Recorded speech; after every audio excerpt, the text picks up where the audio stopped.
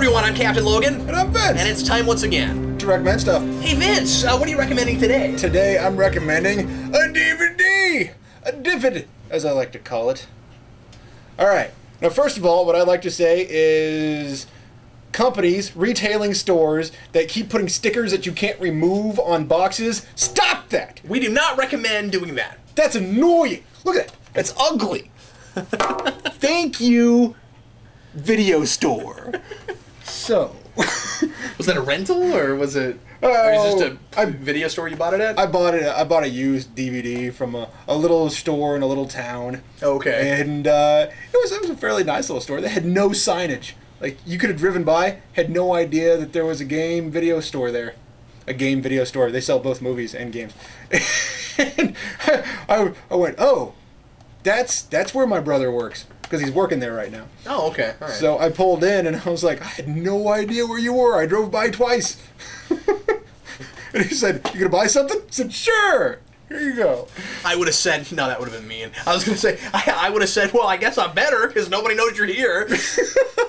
I'll support you for the $4 that I spent on this movie. Oh, and maybe you should also quit tinting your windows. Oh. They're always your big black killer van in the back, big red bags that they keep there for serial killing. Why is no one buying our videos? Anyway, so speaking of serial killers, tell me a little bit about this Jack Nicholson film. So this is a movie starring Jack Nicholson, if you couldn't tell from the front of the cover, as opposed to the back of the cover, which is generally white, but because it's the back of the cover. So this is a really strange movie. Really strange movie. Now, I bought this because John Belushi's in it. And all right. I've been pleasantly surprised. I bought Continental Drift and thought that was okay. Wait, was that it? Whatever. I don't know what it's called. I bought Black and it was great. And well, I'll say this. I enjoyed it more than it was I enjoyed it more than it was good, probably because I was pleasantly surprised by it. And this one, I was just really surprised by this one. I didn't know whether it would be good or bad. This is strange. I can't get past that idea. All right, so the premise is Jack Nicholson's character, Henry Moon, is some kind of crappy outlaw, and his life is saved by this woman deciding that she wants to marry him. It's really strange. Now, there's a law in this town that if some widower or basically a single lady, whether they be previously married or not, decides they want to marry you, you won't have to be killed via the death sentence. So if you're up there with a noose around your neck and some lady says, I'll take him, then you're basically, she's the warden, you're the prisoner. I was going to say, that sounds a little bit like indentured servitude, right? It's pretty much what it is. Interesting. Only it's underneath the idea of marriage. Which makes it really interesting. So it's really strange. Now, Henry Moon is just so pleased as punch to not be dead, and that this woman who's chosen him is not altogether unattractive. And then they go live in a big hotel. Oh, wait. And then they go live in a little shack on a mine where they are mining for gold, and she is the sole owner of this mine.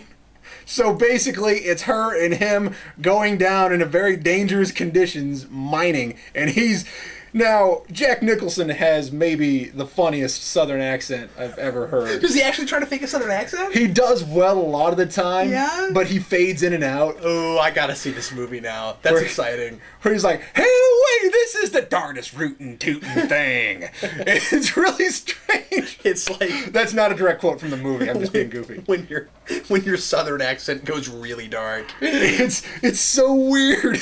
And he's not an unlikable guy. He's just kind of a screw-up who was the head of this he's playing gang. against type, then. Come back. So, this movie's straight. You know what's funny is that they have the last scene on the back cover. That drives me nuts. The very last thing. So I keep wanting to tell you about it because it goes in a very bizarre, weird direction. I would say this is kind of obviously a romantic comedy, but it's romantic in an offbeat kind of way. So, you're a spoiler alert. Oh. If you buy this, don't look at the back cover. It doesn't give away too much. It's just, oh, well, when does that happen in the movie? But yeah, it's really strange. John Belushi plays this Mexican. I think he's a bounty hunter or a deputy or maybe he's just some strange guy that gets paid to pester people. You can't even tell? I can't remember. I know He's a deputy bounty hunter? He's involved with the law in some way because he keeps pestering Henry Moon. Why else would he be? Now, maybe it's just been that it's been several months since I've seen this movie, so I'm like, hey, he was so inessential to the plot. It's almost like, why'd you even bother putting him in the movie? Really? But it's so weird and offbeat, and I liked Henry Moon a lot because he took to his part. That's the reason to watch this movie, is that Henry Moon says, you know what, I'm not dead, and she saved my life, and really, how bad could working in a mine be? So, it's a fair Jack Nicholson. Yeah, well, thank you. But now do it with just Jack Nicholson doing a southern accent. How bad could working in a mine be? It's the same thing. It's pretty good. Having not seen the film, that sounds like what Jack Nicholson would do with that. He's so weird.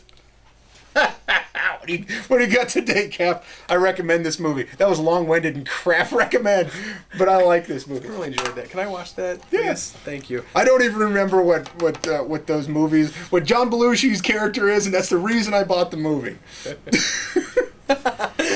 Today I'm going to review, today I'm going to recommend my favorite Arthur C. Clarke book. Now, this is having not read, of course, all of Arthur C. Clarke, but my favorite of the ones I've read, one of my favorite science fiction novels of all time. This is Childhood's End, Arthur C. Clarke's book from 1953, and a book that I am very surprised, Vince, has never been made into a film. I think this would make a wonderful film. I'm not sure why it's never been adapted.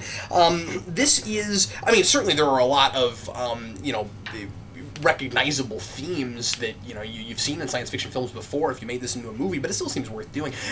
This is a book about a species of aliens that finally makes first contact with Earth, and this book was written in 1953, so it's based in the then future, beginning with like the 70s, and then, but of course, it's different 70s, and then and then it goes on from there. It, like a lot of science fiction books from this time, spans a good amount of time, and basically the idea is that some ships come down and they basically turn Earth into a utopia. And what's very interesting is the mystery, and the whole thing is as much of a mystery as it is a science fiction book. It's a science fiction mystery. What you have is what we're wondering through the first good chunk of the book, through the first part. It's separated into several parts, and through the first part of the book, you're really wondering what these aliens look like, because they won't present themselves. They won't tell anybody what they look like, because they claim, because they're afraid that it will shock humans to the core if we were to see what they look like in their natural state. Now, I think that with all of the kind of media we've had over the last several decades, if aliens that look like this landed now, we probably wouldn't have the same reaction. But it makes a lot of sense without giving it away. And I don't really want to spoil anything about the book, but without giving it away, in the more like richly kind of like Judeo-Christian religious mood of the country in 1953, I can see why he went where he did with this, with what the aliens look like, and why it would bother people when they finally saw them. There's a hint, there's a clue, and wonder what they look like. So then what happens is we've got the alien that is spearheading everything, who talks to one person of the government. He only talks to one person, and so of course everybody's always trying to get at this guy to figure out what they look like. But of course they talk between screen or glass or something. We don't even know what, one-way glass or something, and he never knows what he looks like. And basically the idea is it's a big struggle between the question, of course, of human free will and everybody having plenty. You know, it's that kind of story. It's the idea that with these aliens here, we're giving away a certain amount of freedom, but interestingly, not as much as you might expect. These aliens are still allowing people to have whatever forms of government they want to have. They allow them to say anything they want to. They allow them to do anything they want to, provided that that they're not violent. They abhor violence. They don't allow it. And there's some interesting things that they do to curb violence in non-violent ways. And then when you get to the end of the book and you find out what their actual end game is, it's kind of shocking and quite terrifying. And that's all I'm going to say about it. I think it's one of the most inspired science fiction stories I've ever read, and I don't hear a lot of people talk about it, which is the reason I felt the need to bring it up. And anyway, I read this back in high school for the first time. I'm going back through it again right now and thoroughly enjoying it a decade later. And anyway, I really like this book, and I really recommend it. So anyway, that's it for me. Childhood Zen. Thanks everybody for watching us recommend things, and we'll recommend something for you once again next week. I'm Captain Logan, and I'm Vince, who was trying not to laugh throughout your entire thing because I was desperately trying to figure out who John Belushi was and remembering every funny scene in that movie. I'm like, no, you're recommending things fine. That scene where they did the thing. Thanks a lot for watching. We'll see you next time. Bye.